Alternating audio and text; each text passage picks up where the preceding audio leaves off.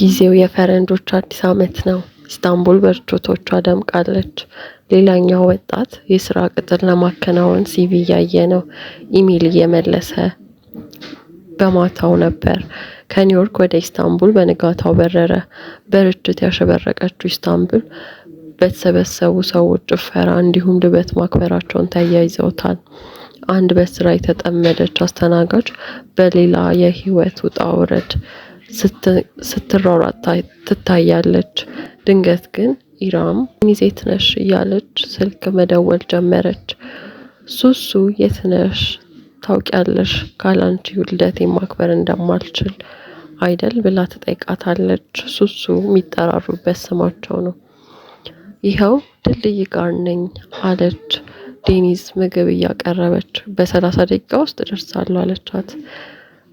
ነግሬሻለሁ እየጠበኩሽ ነው አለቻት ኢራም።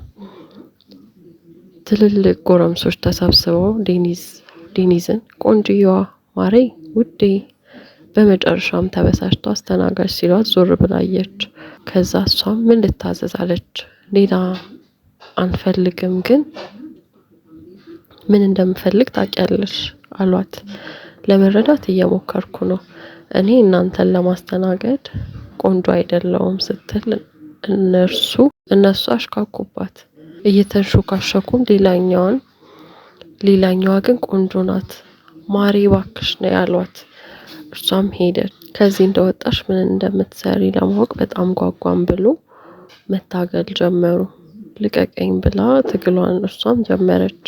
ዴኒዝ ከራሷ ጋር በጣም ተማከረች።